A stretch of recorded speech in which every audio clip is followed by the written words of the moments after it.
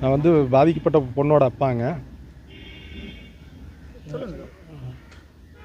அதாவது வந்துட்டு பொண்ணு வந்து பெரிய பொண்ணாக இருக்குது அப்படின்னு சொல்லி போட்டு ஸ்கூலில் கூப்பிட்டு வந்து எக்ஸாம் இருக்குது எழுதலாமான்னு சொல்லிட்டு கேட்குறப்ப அவங்க என்னன்னு சொல்கிறாங்கன்னா, அனுப்பிச்சி விடுங்க, கொண்டு வந்து விட்டுட்டு போங்க, நாங்கள் வந்து முடிஞ்ச வரைக்கும் தனியாக வந்து டிஸ்டர்பன்ஸ் இல்லாமல் தனியாக உட்கார வச்சு எழுத வச்சுக்கிறோம் அப்படின்ற மாதிரி சொல்கிறாங்க. சரி ஓகேன்னு நாங்களும் வந்து சரி இது தனியானா ஏதோ கிளாஸ் ரூம்குள்ளார ஒரு தனியாகவோ இல்லை ஏதோ பிரின்ஸிபல் ரூமில் அந்த மாதிரின்னு உட்கார வைப்பாங்க அப்படிங்கிற ஒரு மனநிலையில் தான் அனுப்பிச்சி விட்டாங்க.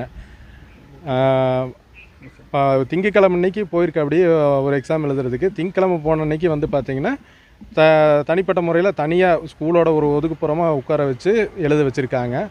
ஸ்டெப்பில் அதுவும் வந்து வாசப்படியில் உட்கார வச்சு எழுத வச்சுருக்காங்க. கால் வழியில் அன்றைக்கி வந்து பொண்ணு வந்து சொல்கிறா அப்படிங்க. இது தெரிஞ்சுட்டு சரி எதுக்கும் புதன்கிழமை ஒரு எக்ஸாம் இருக்குல்ல, எழுத போகிறப்ப வேணால் போய் பார்த்துக்கலாம் அப்படின்ற மாதிரி சொல்லிவிட்டு எங்கள் மனைவி வந்து கரெக்டாக ஒரு 11:30 மணி அந்த ரேஞ்சில் வந்து எக்ஸாம் முடிஞ்சிருக்கும். சரி போயிட்டு பொண்ணை கூப்பிட்டு போய் வீட்டில் விட்டுடலாம் அப்படின்னு சொல்லிட்டு ஸ்கூலுக்கு போயிருக்கா. அப்படி போய் பார்க்குறப்ப பார்த்தா அதே மாதிரி வந்து ஸ்கூலோட ஒரு ஓரமாக ஒதுக்குப்புறமாக உட்கார வச்சு எழுத வச்சுருக்காங்க. இது வந்து என்னென்னா ஸ்கூல் அவங்களோட கிளாஸ் மிஸ் சொல்லியிருக்காங்க, நீ வேணால் வாப்பா இந்த மாதிரி கிளாஸ்லேயே உட்காந்து என் பக்கத்தில் வேணால் உட்காந்து எழுதிக்க அப்படின்ற மாதிரி சொல்கிறப்ப வைஸ் பிரின்ஸிபல்னு நினைக்கிறாங்க ஆனந்தி மேடம் இருந்துட்டு, இல்லை வேண்டாம் அது அங்கேயே உட்காந்து எழுதட்டும் அப்படின்ற மாதிரி சொல்லியிருக்கா. அப்படி அதாவது வந்துட்டு ஒருமையில் சொல்லியிருக்கா அப்படிங்க.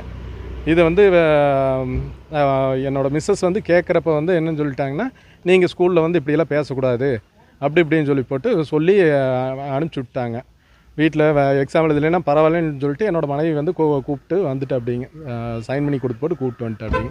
அதாவது வந்துட்டுங்க இந்த மாதிரி வந்துட்டு எதுக்காக வந்து மெயினாக புகார் அளிச்சிருக்குன்னா வந்து இந்த தீண்டாமை அந்த மாதிரி பிரச்சனை வந்து இனிமேல் எந்த குழந்தைக்கும் நடக்கக்கூடாது அப்படின்ற ஒரே ஒரு இதுக்காக நான் ஒரு முன்னுதாரணமாக இருக்கணுன்றதுக்காக வந்து இது பப்ளிஷ் பண்ணியிருக்கேங்க. செய்திகளை உடனுக்குடனும் துல்லியமாகவும் தெரிந்து கொள்ள சப்ஸ்கிரைப் பண்ணுங்க.